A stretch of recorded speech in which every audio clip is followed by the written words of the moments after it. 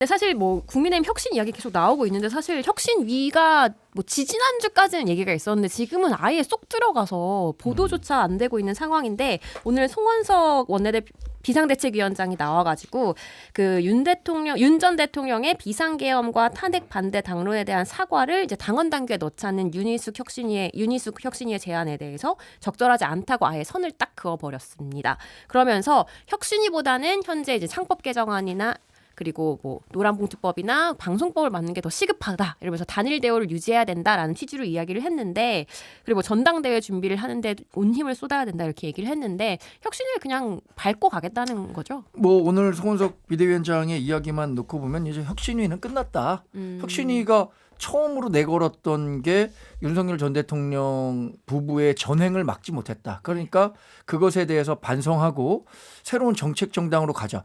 이거는 글쎄 뭐 누가 듣더라도 아주 합리적이고 올바른 방향 아닌가요? 근데 그것조차 지금 송원석 비대위원장이 그 방안에 대해서 수용하지 못하겠다라고 한 거는 이제 혁신위 활동은 사실상 이걸로 마무리됐다라고 봐야 될 것 같습니다. 근데 어차피 8월 22일에 이제 불과 뭐 이제 25일밖에 남지 않은 거잖아요. 네. 새 대표가 꼽히면 새 대표의 의중에 따라서 당이 재구성될 겁니다. 재편될 거예요. 그러면 혁신위원회에서 그동안 했었던 얘기는 저는 뭐 문서로라도 한번 만들 필요는 있다고 생각해요. 혁신위원회 회의한 결과 우리 당이 이런 방향으로 갔으면 좋겠다라는 의견들이 있었습니다. 이걸 바탕으로 해서 새 지도부가 이런 의견도 있으니까 내가 어느 정도까지 취사 선택해서 반영하겠다라고 하는 뭐 과정에 있다고 봅니다.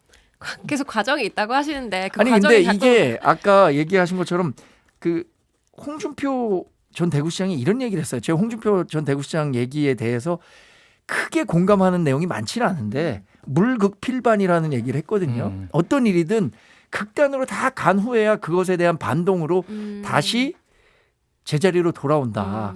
우리 당이 지금 물극필반의 과정에 있는 것 같아요. 그러면 이제 한 길로 달려가고 있다.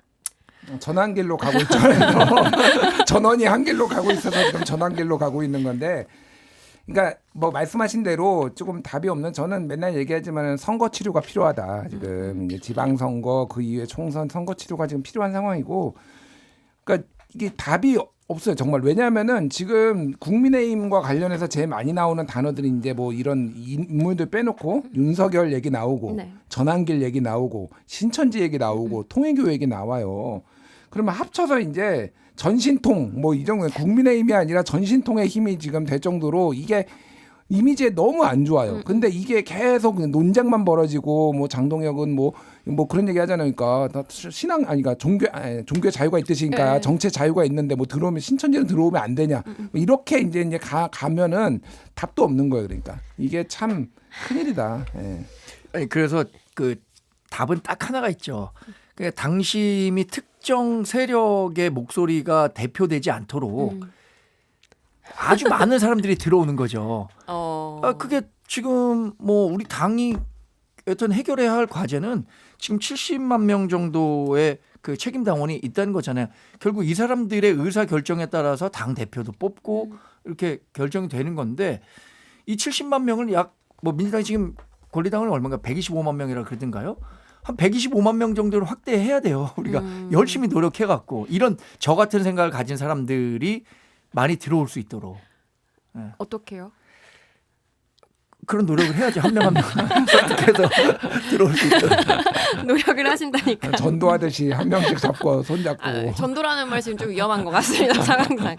자, 그리고 지금 근데 국민의힘 안철수 의원은 또 열심히 또 외치고 계시는 게 있어요. 어제는 이제 특검으로부터 출석을 요구받았다고 밝히면서 특검이 내란에 대한 수사가 있다며 출석을 요구했다. 그러면서 계엄에 반대하고 탄핵에 찬성했던 저에게조차 이런 문자를 보낸 것은 국민의힘 전체를 내란 정당으로 낙인 찍으려는 시도다. 뭐 당에서 잘못한 점이 있는지 캐묻는 게 목적이라면 협조할 생각이 전혀 없다면서 뭔가 선을 긋는 듯 뭔가 편을 드는 듯 국민의힘 편을 드는 듯한 그런 제스처를 취했어요. 이거 약간 조금 어떤 분들은 오바했다라는 평가도 있고 어떤 분들은 뭐 이게 당연히 맞는 방식이다라는 초식이다라는 분들도 있는데 어떻게 보세요, 김주일 대표님은? 그러니까 선거를 앞둔 상황에서 여기에서 그러면 이제 안철수 의원이 가서 내란 특검에서 나를 참고인으로 불렀으니까 가서 성실하게 진술하겠습니다라고 해서 갔다 오고 앞에서 기자들이 물어보고 뭐 이런 얘기가 득표에 도움이 될까 판단했겠죠. 그러니까 그러면은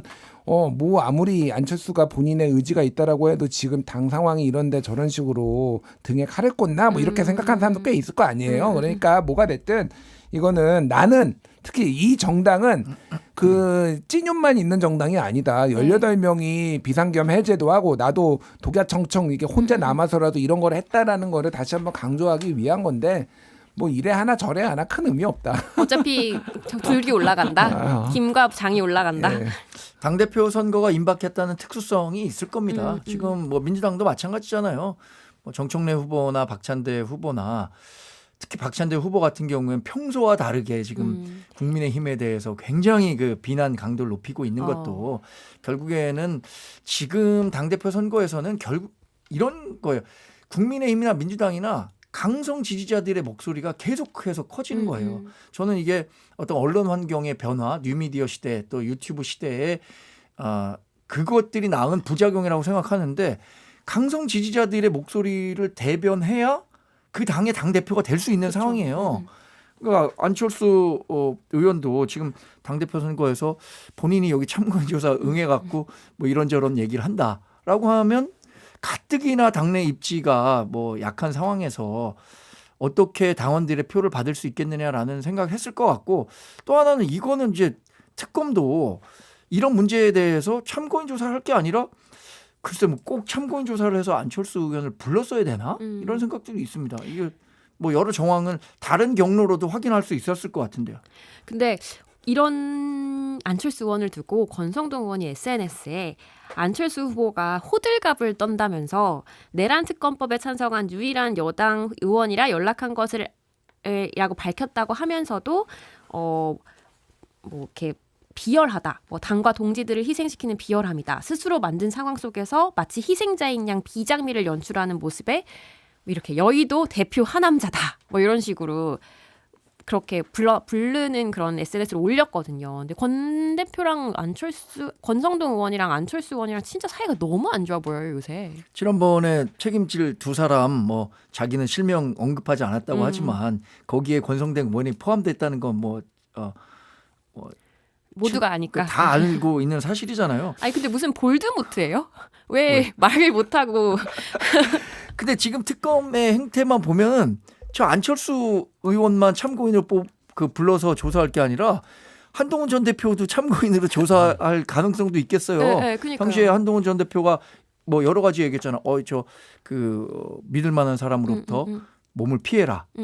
죽을 수도 있다. 이런 이야기를 했기 때문에 이 정도 그 조사할 거면은 대상 범위가 너무 확대되면 안 될 것 같은데 하여튼 전 특검이 이렇게 무분별하게 모든 사람을 다 불러서 조사하겠다라고 하는 거는 일종의 특검이 자기네들이 정당성을 갖고 있다고 생각하기 때문에 여론을 굉장히 좀 좋은 편으로 확산하기 위한 일종의 여론전 아닌가라는 생각도 들어요.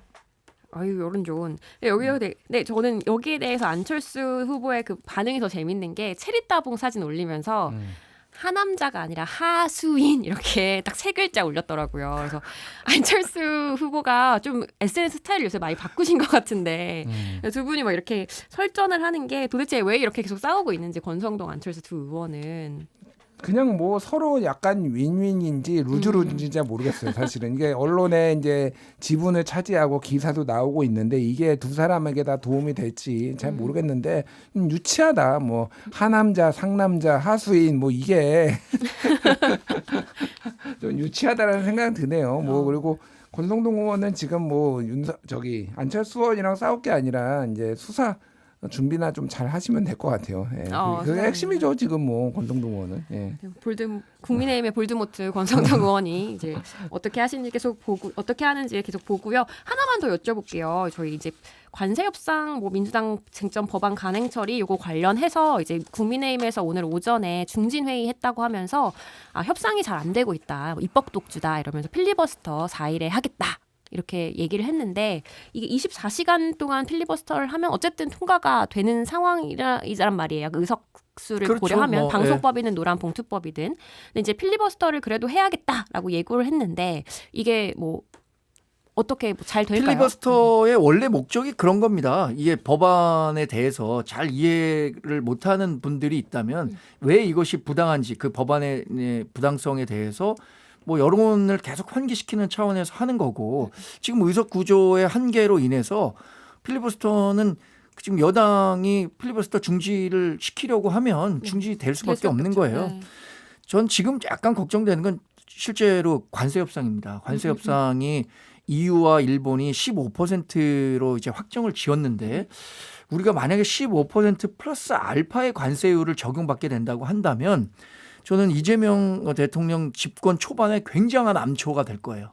이거 국정 운영을 하는 데 있어서 진짜 부담이 될 수밖에 없는 사안인데 이렇게 이재명 대통령이 손 놓고 있을 때가 아닌데 그러니까 실무자들에게 맡기고 있을 때가 아닌데 왜 본인이 직접 이렇게 적극적인 모습을 보이지 않는지 조금 의아해요. 지금 어쨌든 지금 러트닉을 만나고 있는 상황이니까 여기서 어떻게 결론이 나는지 오늘 중에는 아마 나올 것 같으니까 계속 지켜보시는 오늘 걸로. 중에 안 나온다고 트럼프 미국 대통령이 얘기했어요. 아 얘기했어요? 네. 언제 얘기했죠? 너 그 한국과 관세 협상 그 결론 나냐 하니까 내일 결론 안 날 거라고 얘기했는데 이게 좀 국익적인 관점에서는 정말로 우리 협상을 잘해갖고 15%또 농산물 개방이라든가 이것도 최소화하면서 이뤄내야 되는데 걱정입니다. 하여튼 그렇네요. 지금 뭐 농수산물도 그렇고 또 다른 뭐 반도체, 자동차 뭐 다 이슈가 많은데 잘 되겠죠? 지금 너무 걱정이 큽니다. 저도 걱정은 큰데 좀 일단은 지켜보는 수밖에 없어요. 이거를 이제 왜 국무회의에서 어제 얘기 안 했냐 그런데 얘기를 그 이제 대통령실에서는 지금 국익이 중요하니까 이게 일일이 공개할 수 없다라는 거고 여러 가지 딜들이 들어갔고 저는 그리고 그냥 최소 15%로 다 맞추긴 맞출 겁니다. 다만 그거를 얼마나 더 이제 우리 입장에서 퍼줄지 미국에 지금 다들 퍼줬잖아요. 그러니까 네. 그게 이제 핵심인 것 같고 저는 필리버스터 뭐 할 수도 있다고 보고 뭐 예를 들면은 방송 3법이나 뭐 노란봉투법 뭐 상법 개정안 더 센 법들 뭐 야당의 지적도 일리가 있는 부분이 있어요. 근데 좀 이왕 할 거면 좀 진정성 있게 했으면 좋겠어요. 좀 다 저번처럼 졸거나 뭐 이게 자거나 이러지 마시고 진짜 좀 비장한 각오로 뭐 이게 어떤 문제점이 있는지 그걸 설득하는 과정인데 이게 그냥 기계적으로 저쪽에서 일방으로 하니까 우리는 필리버스터 할게 이거는 별로 국민 공감을 못 얻을 것 같아요. 예. 저는 개인적으로 이 관세 협상과 관련해서 이렇게 예측합니다. 그 소고기 원령 30개월 이상 우리가 수입 안 하고 있는데 네네. 이거 문호가 열릴 가능성이 크다고 봐요. 왜냐하면 미국이 이 부분에 대해서 굉장히 집착하고 있고 미국의 논리도 어떻게 생각하면 우리 입장에서는 받아들일 수 없지만 야, 전 세계 국가에서 30개월 원령 넘는 거 수입 안 하는 나라가 니네 나라하고 벨라루스하고 러시아 여기밖에 없는데 왜 수입 안 하니? 이거 안 하면 관세율 15%못 줘? 라고 한다면 우리 정부가 어떻게 할까요?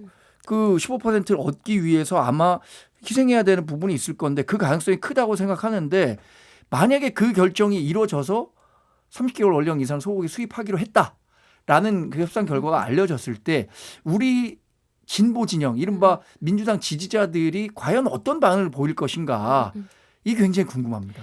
그래서 그 얘기도 있더라고요. 한편에서는 미국에서도 우리나라가 소고기 30개월령과 그 농산물이 굉장히 아킬레스건인 걸 알기 때문에 그걸 압박 수단으로 사용을 할 거다. 더 얻어내기 위한 뭐 이런 얘기도 있어서 어떻게 결론이 나는지 끝까지 지켜보겠습니다.